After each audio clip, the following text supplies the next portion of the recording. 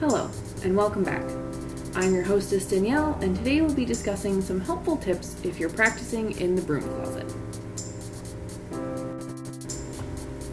The type of message I get most frequently to my Instagram inbox is how to practice if one is part of a conservative family.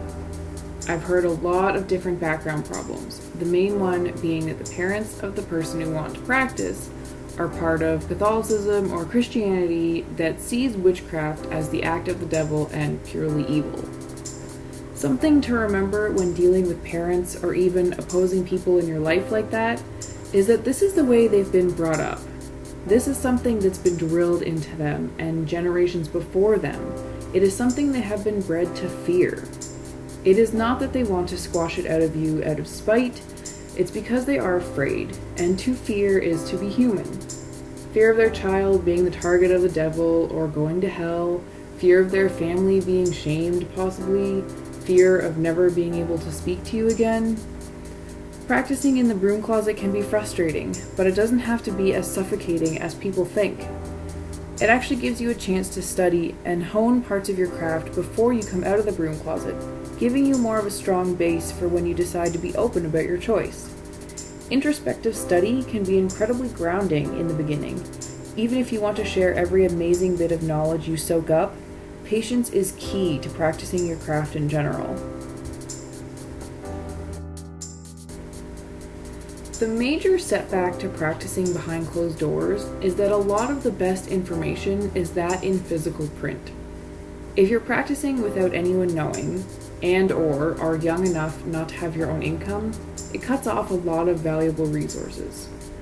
Borrowing books from the library or buying secondhand is more often than not just not a viable option. The benefit of practicing in this day and age, though, is that there's so much free information on the internet and so many people have cell phones or personal laptops. You'd be surprised how many valuable websites come up when you Google search herbal, color, or crystal correspondences. Sometimes you have to include witchcraft or Wicca in your search to get the right list, but it brings up a plethora of information. You will find websites you enjoy and trust more than others, just like there are authors that people gravitate towards more frequently than others. I have always found Wicca.com, oldworldwitchcraft.com, and thewhitegoddess.co.uk as some of my personal favorites and are great when it comes to information about the craft. There are also several apps I know that are available for the iPhone that are incredibly helpful with learning correspondences and astrological information. I'm not sure if they're available for other platforms, but I surely hope so. Bear with me while I try and name off as many of these apps as I can. PlantNet. I find this app handy because you can pick your location in order to properly identify each plant. There isn't any magical information, but it is handy to make sure you don't touch or ingest something you definitely shouldn't. Stone. Crystals Illuminated. One of the best handheld stone apps I've used. They add new definitions all the time. It includes photos, correspondences, and easy-to-read information about background, all the different types of that particular crystal, just pretty much everything. It's invaluable. Best Essential Oils and Aromatherapy Guide. Another helpful guide that isn't really magical but more informational. It breaks down individual oils and their uses, composition, benefits, and geographical background. Deluxe Moon is one I have used for years that uses location to determine the moon phase in your area in real time.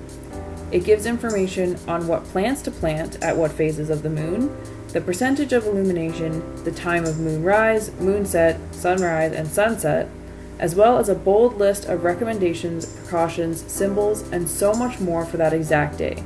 It is one of my favorites, hand down. Wicca Spells and Tools. This app I have a love-hate relationship with. It definitely has some good spells and has organized them under categories like banishing and protection. It also has love and binding spells. It's important to understand, though, that not all spells should be attempted, and if you read a spell that doesn't sit well with you, you can avoid it or change parts of it.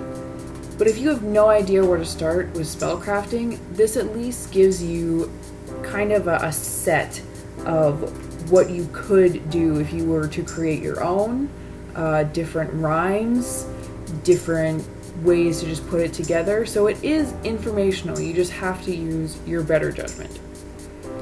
Wiccan Terms. This is an app that provides purely definitions of common words found in the Wiccan practice and can make it easier to understand rituals and which tools you use for what. A definite suggestion for beginners. CoStar Astrology. This app, I know, is unfortunately just for the iPhone, but hopefully they will fix that later. It's a very handy app for personal astrological information. Putting in your birth date, location, and time gives you a breakdown of your birth chart, including where all the planets were at the time of your birth and what they mean. You can also add friends with the app and see different compatibilities, which I think is pretty cool as long as you don't get too wrapped up in it. Skyview and Sky Safari. They're two different apps, but they're both very similar in application. Not necessarily magical, but very handy for pinpointing constellations, showing planet locations and trajectory patterns, and giving the names of stars. So if you're looking at being able to actually see Jupiter or Mars or Mercury when they're closest to the Earth, you can at least pinpoint it and look at, that specific star is the planet, or you can point a telescope at it. They are handy.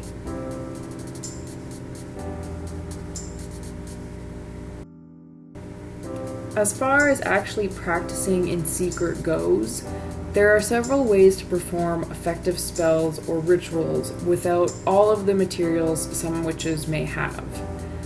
Real candles can be a problem if you're in the broom closet because of a fire hazard and their smell, so fake candles can do just as well as a substitute. It's more the symbolization that counts for the most part, depending on the spell. Incense can have the same problem with smell. Sometimes you can get away with it in items like hand cream if you need to anoint yourself with a certain type. Incense is also an ingredient that can be omitted, as a lot of the time it's used to help the witch focus. Sometimes it's an added ingredient to spells for potency, but you can usually find flower petals to use instead of the actual oil or the actual incense. If you're not likely going to be able to use fire, then a cauldron isn't an item you need to worry about in the beginning anyway, completely taking away that problem. You also don't need something specific for a wand to practice properly. It's really just used to direct your magical intent, and what better to do that than your pointer finger? If bringing home a stick, rather large stick or small stick, will raise questions anyway. A lot of your power comes from visualization, not totally from the objects you use. You don't need to have a huge altar space, just somewhere or possibly a mantra that helps you get into the groove of your ritual or spell. You can maybe keep a shoebox full of small supplies under a bed or in a closet and draw symbols on it, making the lid of the box your mini altar to help focus you. But even just a simple piece of paper that you can fold up and hide can be used as well.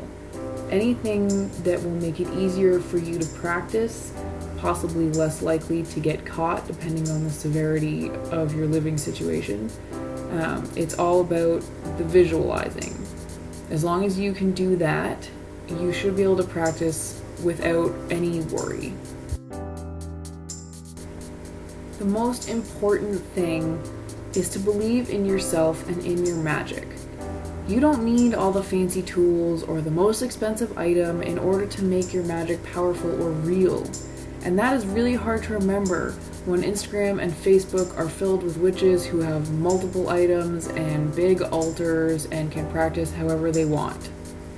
Remember, a lot of them came from where you are right now, and they worked hard and found their niche, and then their tools found them. Some people have been practicing for tens of years before they even had their first wand or even thought they needed it. Practicing in the broom closet does not make you weak or an inferior witch.